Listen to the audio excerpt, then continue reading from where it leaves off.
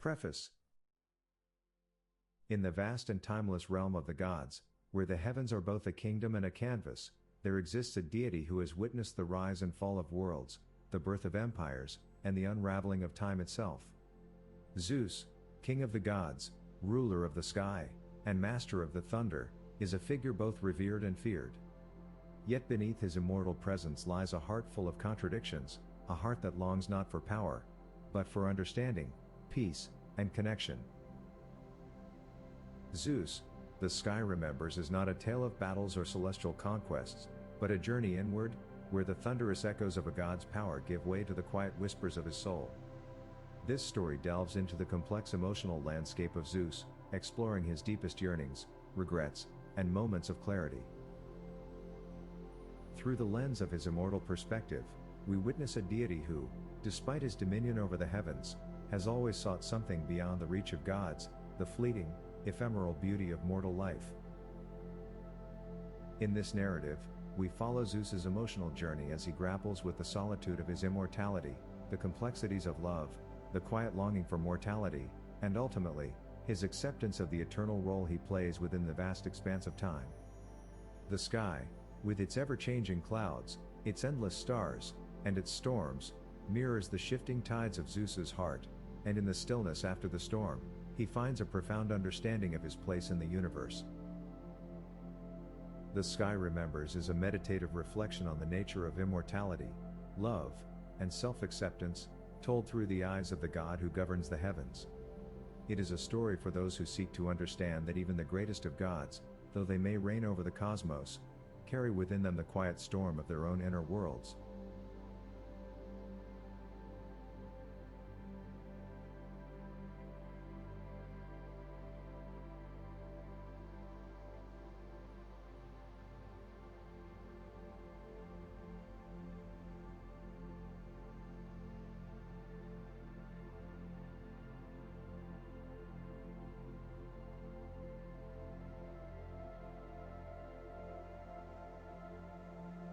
Zeus, the Sky Remembers. Chapter 1, The Weight of the Heavens. The sky stretches out, vast and endless, but even the heavens feel heavy on Zeus's shoulders. The air is thick with the remnants of a storm, the clouds parting slowly, revealing the soft light of twilight. He stands alone on Mount Olympus, his gaze drifting over the world below. His kingdom is at peace now, but in his heart, an ancient turbulence stirs. He remembers a time when peace was an illusion, when he, the youngest son of Cronus, lived in the shadow of a terrible prophecy. His thoughts return to his earliest days, a time before the throne, before the thunder. He recalls the darkness that surrounded his birth, the tension between his parents, Rhea and Cronus. The prophecy that one of Cronus's children would overthrow him had cast a shadow over their lives. Fearful of his children's potential, Cronus devoured each of them as soon as they were born, swallowing them whole, hoping to prevent the prophecy from coming true. Zeus had been hidden away, his mother Rhea's secret. She had tricked Cronus by giving him a stone wrapped in swaddling clothes, and Zeus had been taken to a secret cave on the island of Crete. The wind rustled through the trees, and the very air seemed to echo his memories. His heart tightens at the thought of being hidden, his infancy spent in the shadow of a threat he would never truly understand. He had been alone, like the storm clouds that gather, only to break apart. He recalls the days spent in the cave, nourished by the milk of a she-goat, Amalthea, and cared for by nymphs. It was there, in the quiet of the earth, that he had learned to harness his power, even as a child. And yet, the prophecy still loomed, the threat of his own rise, the heavy weight of destiny pressing upon him. When the time had come, Zeus had returned to confront his father. He remembers the taste of courage, bitter and sweet, as he tricked Cronus into regurgitating his siblings, restoring them to the world. The thunder in his chest, which had once been a reminder of that battle, now feels more like an echo, a distant rumble of a storm long past. He has fought, he has won, and yet the victory brings no peace. The feeling of isolation has never left him. As he watches the colors of the sunset deepen from gold to purple, Zeus wonders if the storm within him will ever fade. Even as the heavens themselves bend to his will, he feels something far heavier, a loneliness that no god should know, and yet he carries it, as his father carried his own fear. The winds swirl around him, as if reminding him of the freedom he gained at such a high cost. Yet the taste of that freedom is bitter. What is the worth of a crown, if it is worn in solitude? The sky, so vast and endless, reminds him of his eternal nature. He is like the heavens, unchanging, immortal, always present. But unlike the stars, which shine with distant beauty, Zeus feels no connection to the world below. He watches the mortals, fragile and fleeting, moving through their lives, and wonders if he will ever know the simple joy of living without the burden of the gods' expectations. The wind shifts, and the first stars begin to appear. They blink softly in the darkening sky, distant and cold. His mind drifts again to the time of his rise, his victory over Cronus. The gods had rejoiced, and the heavens had been set in order. Yet even as the world bowed to him, Zeus's heart remained restless. His father's throne had become his own, but it was never meant to bring him peace. He wonders, as the light fades and the night deepens, if the storms of his heart will ever settle. The stars above remain constant, yet he, the ruler of the gods, feels adrift. The weight of his immortality, the endless years stretching before him, feels like a quiet storm, constant and inevitable. He is the sky, but even the sky must sometimes remember the storms that brought it to be. Zeus breathes deeply, his chest rising with the breeze. It is not the storm of battle he seeks, nor the victory of his youth. It is the quiet of the sky, the stillness after the thunder, that he yearns for. The tension of his origin story, his escape, his rise, his victory, is too great to bear all at once. The chapter closes with Zeus standing alone, watching the sky change once more, his thoughts heavy with the past and the weight of the prophecy he had fulfilled. There is no simple answer to his solitude, no grand conclusion to the life he has led. But as the stars continue to shimmer, he feels a moment of understanding. The sky remembers everything, even the storms. And so too must he.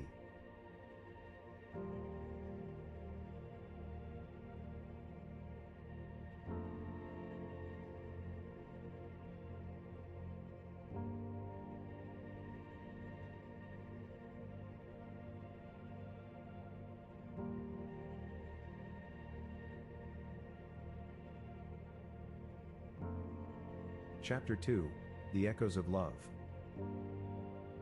The moon rises above, casting a soft silver glow over the world. Zeus watches it, the familiar light pulling him into the recesses of his heart. For a moment, he is transported to a time long ago, when love and longing tangled together like the vines of an ancient tree. His thoughts turn to Hera, his queen, and the complexity of their bond. Once, their love had been a bright flame, fiery and intense. He recalls the days before the burden of kingship settled heavily on his shoulders, when love had seemed so simple, so pure. Hera had been his companion in all things, the one who stood by his side during the wars, who celebrated his victories, and who shared in the quiet moments of joy. But love, like the sky, is not always constant. Over time, the clouds gathered. Jealousy and mistrust began to take root, poisoning their connection. The winds whisper memories of those darker days, when Zeus's infidelities became a wedge between them, when the heart of their marriage grew cold with unspoken pain. Hera had tried to remain strong, to accept his flaws, but the scars were deep. Zeus remembers the bitterness of those days, the sharpness of guilt that never quite faded. There had been apologies, but they were hollow, words spoken too late. Even as he had begged Hera for forgiveness, he had not yet fully understood what it meant to love, to be truly faithful. To be a god was to be above mortal constraints, and yet, in his heart, he could not escape the truth. Love requires more than power, it requires vulnerability. As he watches the moon, its light shifting from full to crescent, and feels the ebb and flow of love mirrored in its phases. There had been a time when their love had been full and vibrant, but now it wanes, a shadow of what it once was. The quiet ache in Zeus's chest is something he has come to know well, a longing that stretches back through the ages, a yearning for a connection he cannot fully reclaim. And yet, as he gazes at the heavens, he feels a flicker of understanding. Love is not something that can be controlled, nor can it be bound by the rules of gods or men. It is a force, wild and untamed, ebbing and flowing with the tides of time. The moon's light is constant, though its shape changes. So, too, does love. It shifts, it grows, and sometimes it fades, but it never truly disappears. Zeus feels that in his heart. His longing for Hera has softened, his understanding of their shared past deeper now. Perhaps their love is not gone, but simply waiting to be rediscovered. He does not know what the future holds, but he knows that love, in all its forms, will remain a part of him. The stars above twinkle, silent witnesses to the loves and losses of the gods, and Zeus breathes in the cool night air, feeling a sense of quiet peace. He has learned that love is both a storm and a stillness, a balance between the thunder of passion and the quiet of understanding. Just as the sky is ever changing, so too is his heart, a heart that continues to beat despite the weight of time.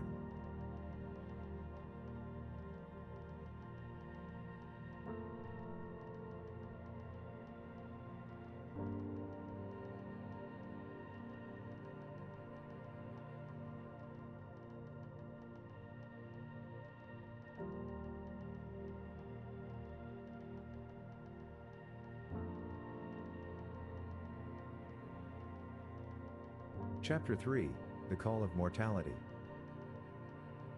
The wind shifts, carrying with it the scent of pine and earth.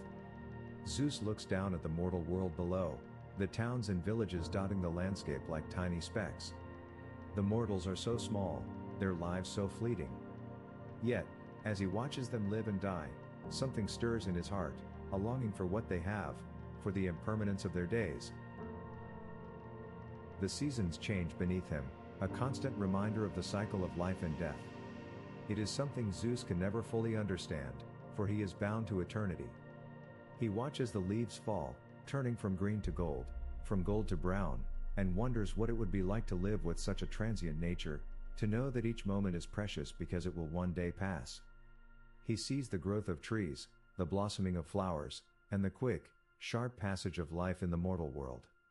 They know not when their days will end, but they live fully, with a depth of feeling that sometimes eludes him. There was a time when he too had been mortal, when his life was not predetermined by prophecy, when he had not been weighed down by the expectations of the gods.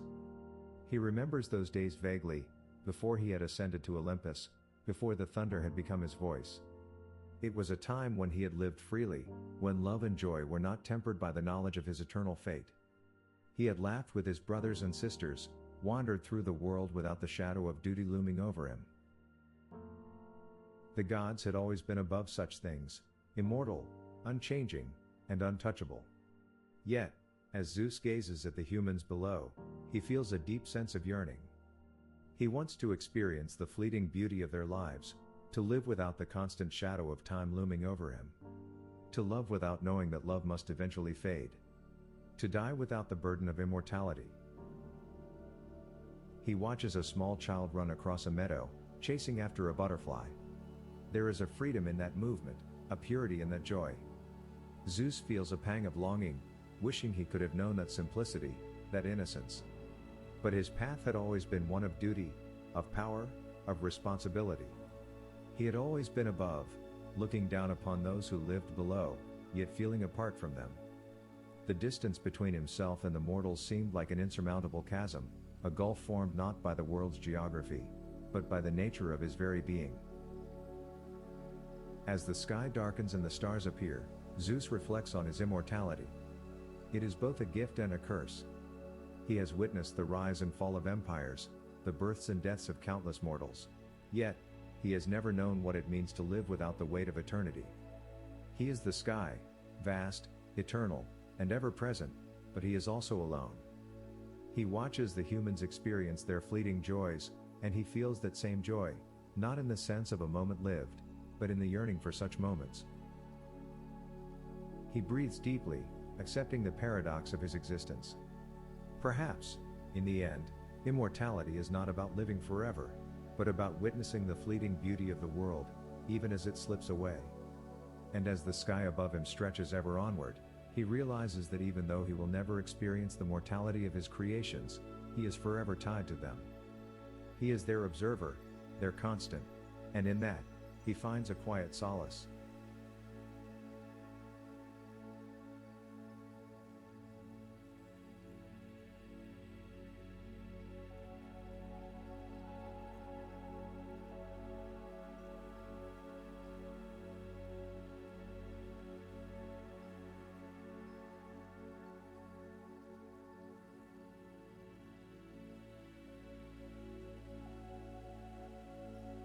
Chapter 4, The Sky Remembers.